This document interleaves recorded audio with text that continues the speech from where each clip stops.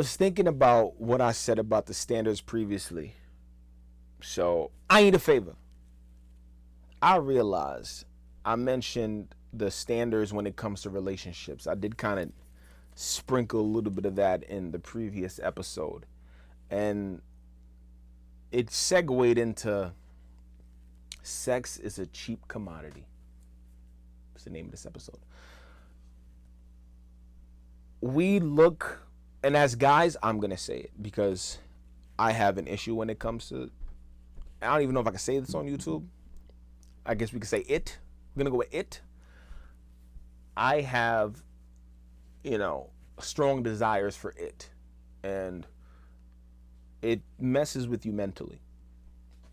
It's something that, and it's getting to, you can see women displaying these traits a little more open in this day and age. And it's something that kind of screams out for attention in a sense, because guys have always been carnal, pleasure-seeking animals. You can, kind of go with that for it. And women have always kind of been on the receiving end, pun intended. And that goes into saying that it's kind of a predator and prey thing, trying to bring it to the most basic version that I can break it down. And if you look at it now, it's a commodity. It's a cheap commodity. You can buy it. You've always been able to go to a brothel and pay for some. You've been able to go to strip clubs and throw it here, throw it there, and watch it get thrown around. But then you get to the place where you can go online and pay for your favorite person. So you're tipping this person. You're giving this person a monthly allowance to do whatever it is that that person is doing online. And women and guys, it seems, are freely popping it for a check. And honestly, you got people that'll fight for it. Oh, it work is, I guess they're justifying it. And I personally find it disgusting because I don't know. I was a kid, you look at the movie and they're about to do it. You're like, oh my God. Oh, it was always taboo to discuss your private affairs as I grew up, and the types of movies that I watched and the books that I've read. It's always been taboo to fully kind of go into your life, that nightlife, that undercovers, not undercover, that under the covers kind of thing. But now it's broadcasted. Like I can go on X, formerly known as Twitter, and a lot of it is going to be either violence, which we're going to dive into as well, or it. It's nothing but, I've seen a post where somebody will say, yo, look at what happened in this mall where people were wilding out, whatever the situation could be.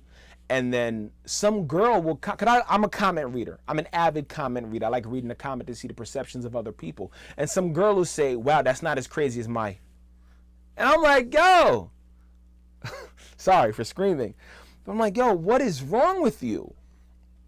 You used to be, I used to go to school in Jamaica when I went to high school for that brief stint I did in high school. I would walk down to go to Hillside Avenue. It's right by where that clinic is. Now it's a smoke shop, and across the street it's like but yeah, right on the corner of that clinic, across the street on the same block as the clinic, there was this it's like a store. There was like a store that had a bunch of magazines, and there was like some It magazines. So I would look at the cover like, oh, that's crazy. I'd go home, I'd watch some HBO on demand, because we had the remote, shout out to moms. You look at you like, oh, you got the, but you would never see anything. But now it's just, there were people for that specific category. Those were the stars of that industry. But now every average Joe and Jane is a star of that industry. It was once what you did in your bedroom, you were considered, a star. You taking care of your woman, you holding it down. But now it's to the point where Like, I have nothing against whatever. So I don't, like, yo, it is what it is, man. We live in a world where everything is so fast paced now. You go on, you people swiping left and right for people now. You know what I'm saying? So I just find it disturbing that we have, and like I said, with this whole consumer-based mentality, a few years ago I said everything is going to be a subscription-based service. Everything. It got to the point where even I was thinking about how I can add subscription-based to our companies. You know, that goes with like the periodic candles or periodic consulting and coaching with me, or periodic cleanings, periodic if every time I come out with a new design for the clothing, send it, Capital's Cocktails, once we get it fully legalized, we send you a box with a flavor. That was the goal, and I had that conceptualized in my mind to subscription-based blank.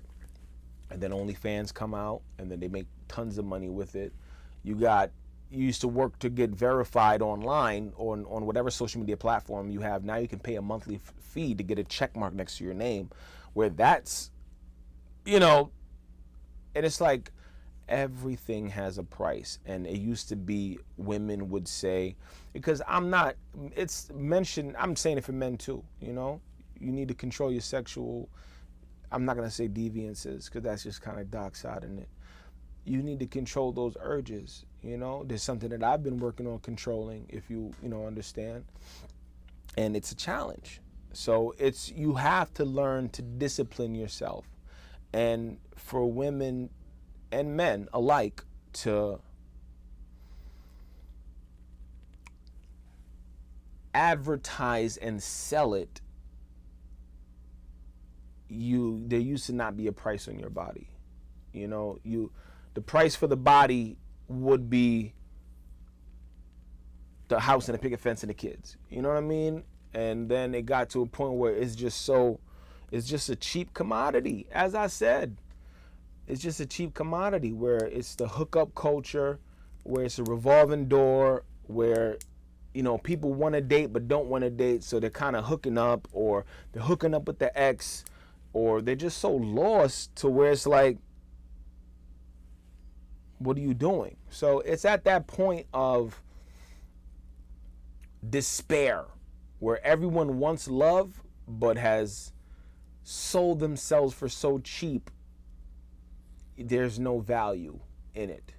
And there is value in life, you know, but when you sell yourself so short and you leave less for the imagination, because as a man, as I'm speaking for me as a man, as a real man, I like the allure, the mystery of a woman.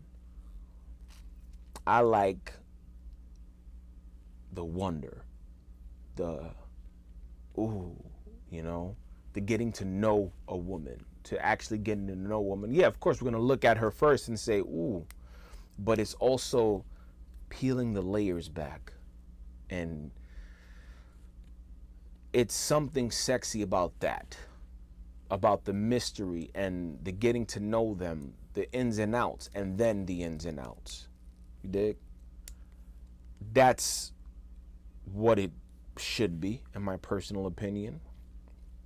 And look at yourself and tell me, if you are on OnlyFans, how much do you gross? No, I'm kidding. But in all reality, if you are engaged in these types of either online activities or in the hookup culture yourself, or a bit confused about love or anything like that, take a mental inventory, write a few things down, see. DM me if you want to talk. I'm not worried if anybody ever has a question based on whatever I bring out, feel free to DM me.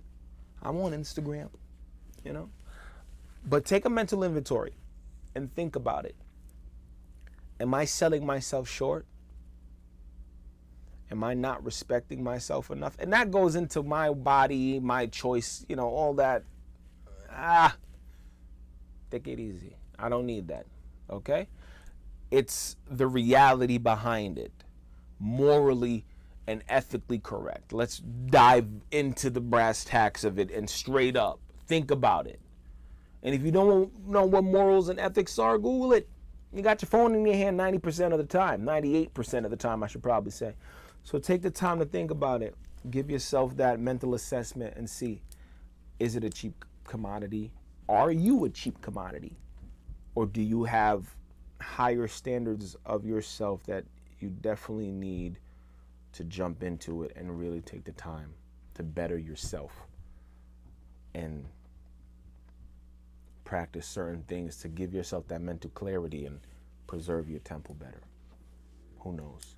I ain't a favor.